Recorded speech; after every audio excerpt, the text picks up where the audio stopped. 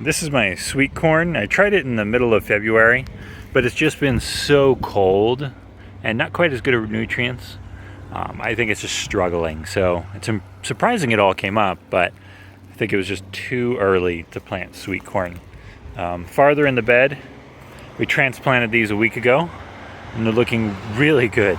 So that was transplanted, that was transplanted, and that was actually the same size when we transplanted them, and it's not as healthy. So the soil block, or the 4-inch pots, are looking better than the sprouted version there. So next up we have the favas. So these are in the A-frame shelf. You can see it's directing it toward the center. I haven't had to do much management. It's looking really good all the way through there. So you can see it's keeping it up off the ground all the way along it. And it just looks really healthy. Gophers have pretty much cleaned this one out. I'm just about to scrape it and add a bed once I get that built up.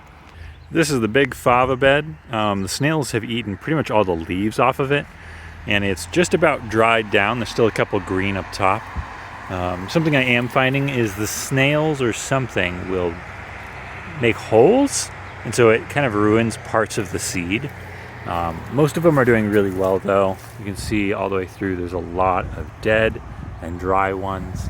I think it's about this level where they start to be green, but you can see pods here are ready to be taken off, dried inside for 2 or more weeks, and then shelled.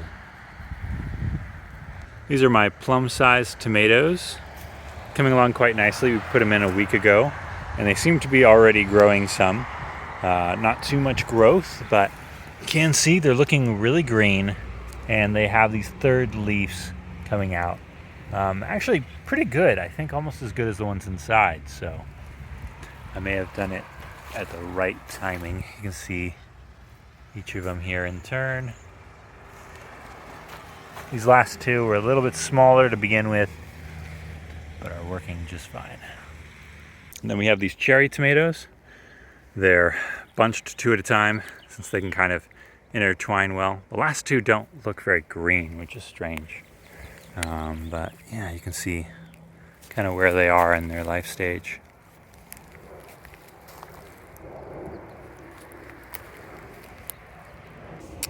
This has been pretty well cleaned out by gophers. The vetch and grasses are looking pretty dire.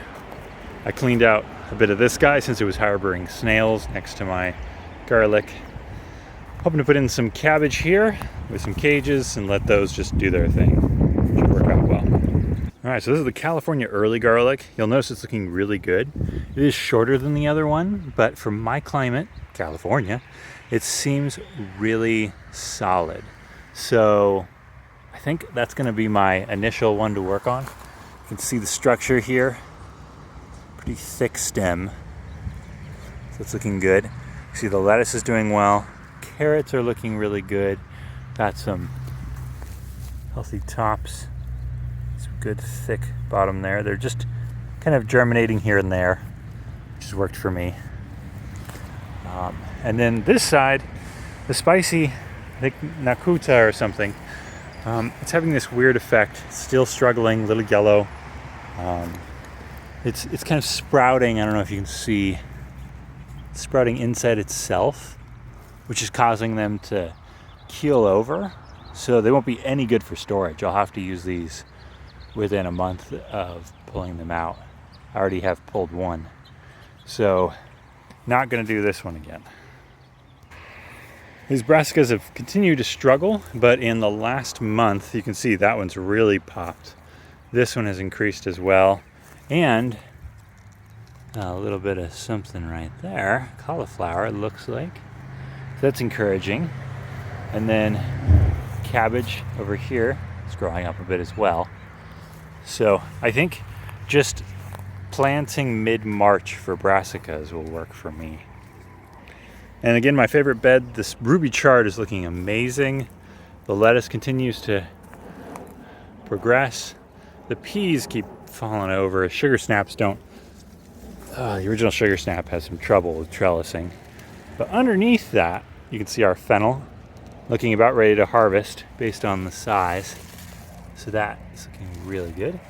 And then more lettuce, transplanted onion, broccoli is starting to come up. So again, mid-March. And then lettuce, cabbage, everything likes that mid-March date. And going to flower here. And then the last part are our peas. You can see the yellowing is beginning. The flowers have pretty much stopped. So it looks like mid-April is our termination for peas. Good to prep for next year. I'll probably do shorter peas. These are way too tall. Shorter peas go about this high. These varieties are supposed to go up 6 feet. It's just kind of a monster to deal with. They're really not stable that high. You can see all of them have fallen over to some degree. So I went short peas, newer varieties that stand better. That's it.